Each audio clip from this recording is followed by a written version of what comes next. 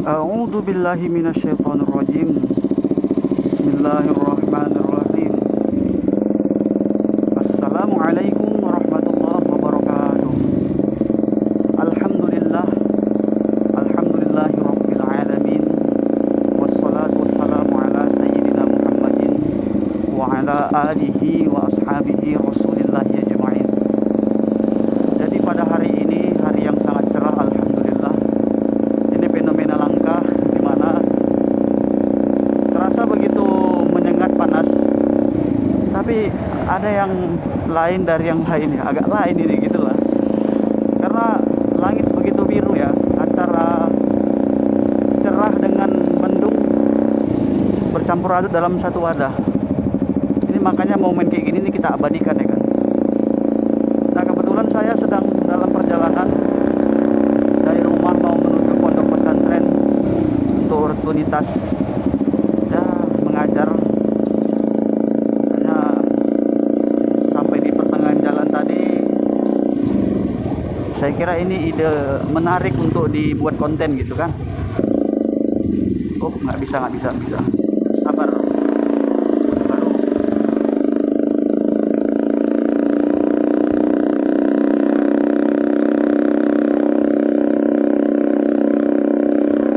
Oh ya, apa kabar semua yang menonton?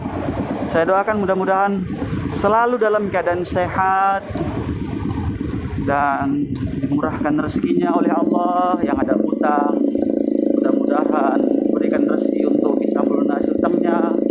Yang lagi sulit mudah-mudahan dilapangkan. Yang lagi galau mudah-mudahan diberikan ketenangan. Ya.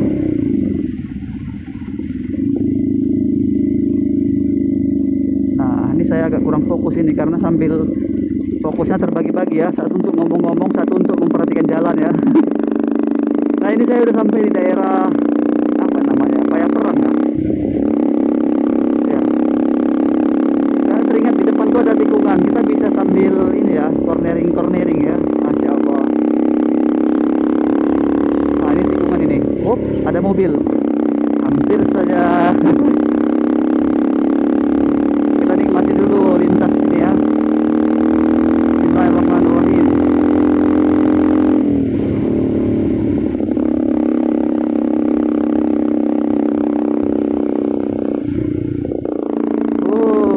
Kita tidak bisa terlalu menikung ya. Karena agak licin nih, karena apa ya? Agak licin lah pokoknya. Banyak debu-debu.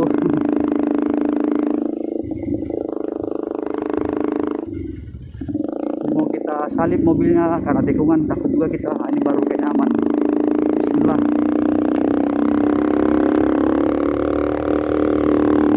Wih, seru ya tikung-tikung ya. Nah, balik ke pembahasan tadi ya. Ini kita ngobrol-ngobrol santai aja sambil menikmati perjalanan. Ntar lagi juga bakal sampai ke tujuan. Jadi begini ya.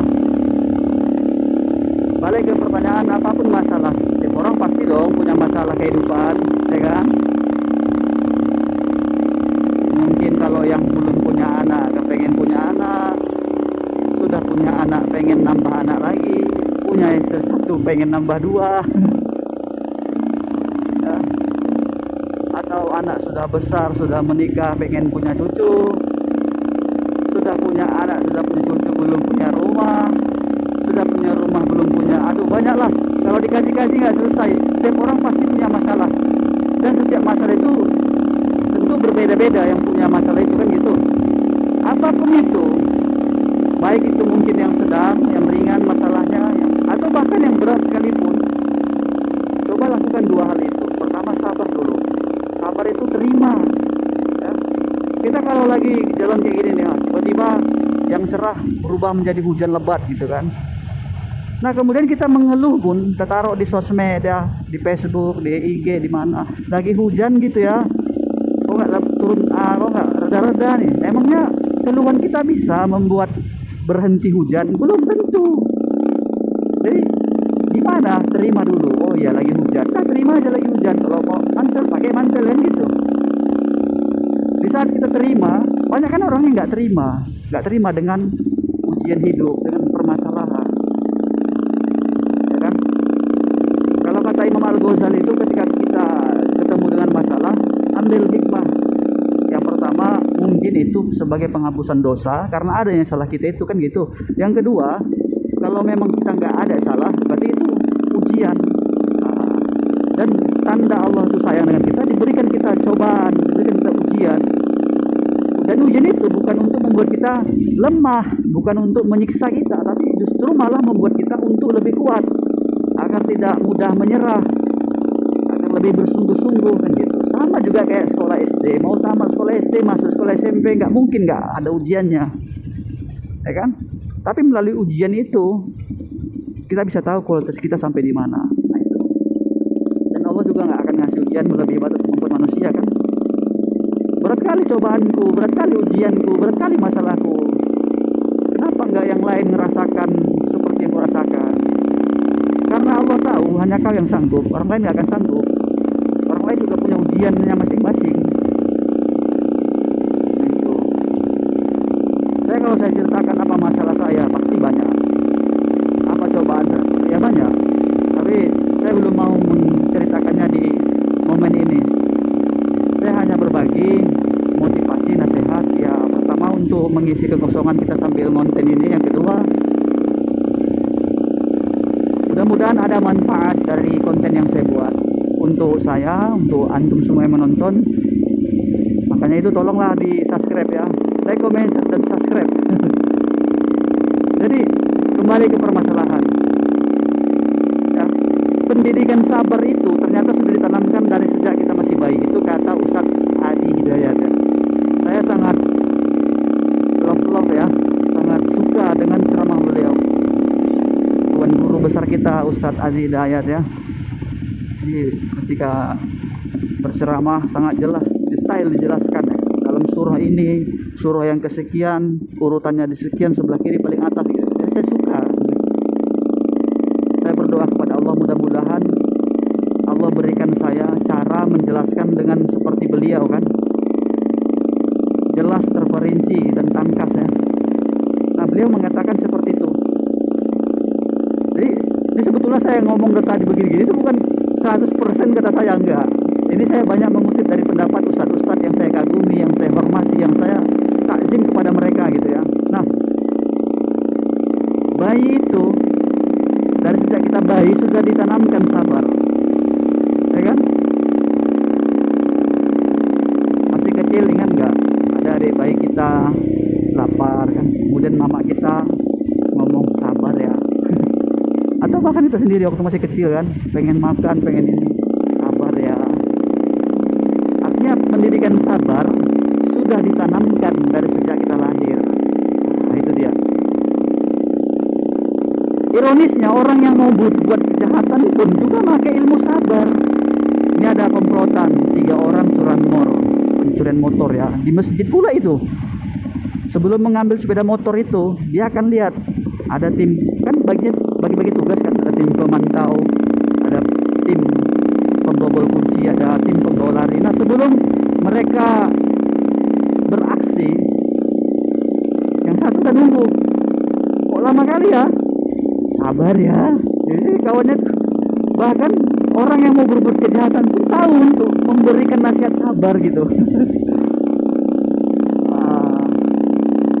Jadi semua orang sebetulnya bisa bersabar. Orang yang beriman bisa bersabar, orang yang belum beriman, bahkan orang kafir sekalipun bisa untuk bersabar, ya kan? Tapi belum tentu semua orang bisa dengan sholat. Nah, coba ada masalah, pertama sabar, kemudian sholat. Makanya kata Allah dalam Al-Quran, wa innaha lakabiratun illa 'alal khashi'in. Dan sungguh sholat itu sangat berat bagi orang yang mendapatkan masalah. Illa, kecuali, itu illa adalah kalimat pengecualian, 'alal khashi'in, kecuali untuk orang-orang yang khusyuk, ya kan? Nah, itu dia. Artinya apa? Cobalah minta solusi sama Allah, dan nanti akan Allah datangkan solusi dari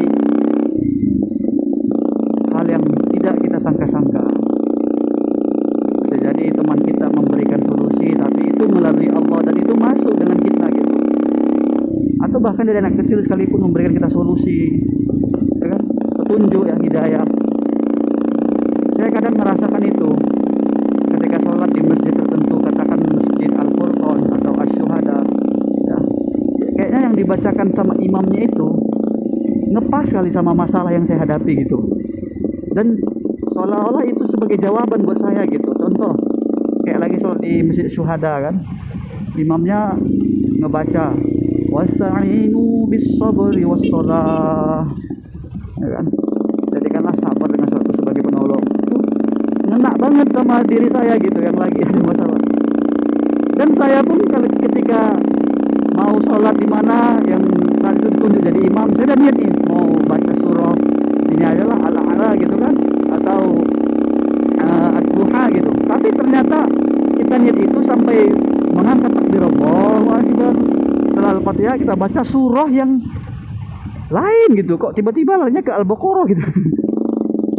Ternyata mungkin itulah yang dibutuhkan oleh makmum yang mendengarkan. Makanya sebetulnya permasalahan kita kan berada di dalam sholat, ya kan? Gimana cara biar sholatnya khusyuk, ya kan? Sebetulnya jawabannya itu sangat bisa dirinci ya. Ada beberapa turunan dari jawaban kata cara sholat yang khusyuk. Tapi yang mau saya bilang salah satunya adalah untuk menggapai khusyuk, mengerti apa yang dibaca sama imam. Jadi ketika ada yang bilang bahasa Arab itu nggak penting, salah. Justru bahasa Arab itu yang penting. Al-Quran bahasa Arab, nggak mungkin kita sholat pakai bahasa Indonesia. Allah maha besar, nggak mungkin kan. Kalau orang Padang bilang Allah nang gadang gitu, nggak mungkin. Orang Jawa Allah sing gede, nggak mungkin kan. Maka bahasa Arab itu kalau kita pahami, itu kan menambah kekhusyuan dalam sholat.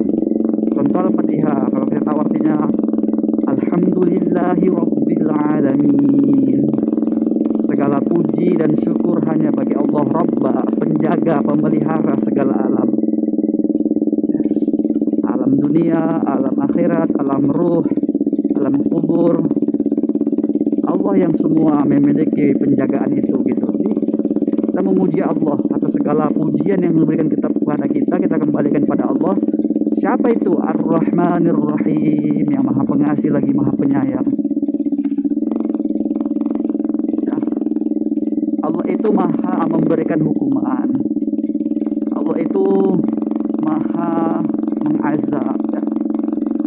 Sifat-sifat Allah itu kalau kita lihat di di Asmaul Husna sangat banyak sifat-sifat Allah. Tapi khususnya di surah Al-Fatihah, surah pembuka, yang Allah pakai adalah Ar-Rahmanir Rahim. Kenapa?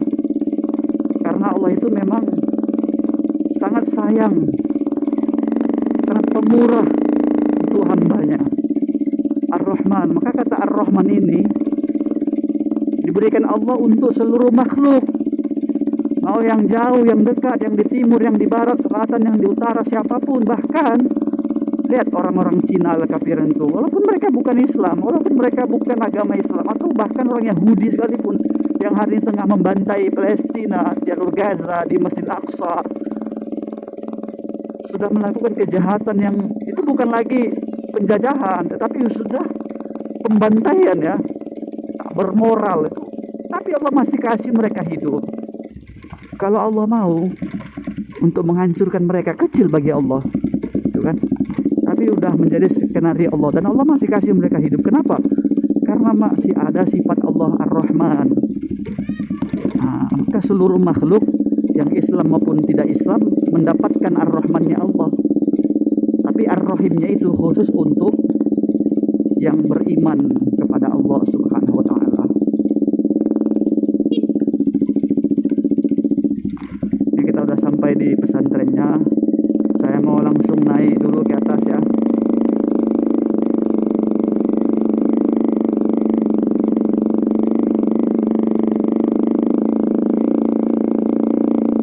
Lama juga kita udah ngomong-ngomong ya. Oke, saya rasa cukup dulu sampai di sini videonya. Dukung terus channel kita dengan cara like, comment, share, dan subscribe. Juga tekan tombol lonceng untuk berlangganan, karena berlangganan itu gratis. Saya Abdul Wahab pamit undur diri. Assalamualaikum warahmatullahi wabarakatuh.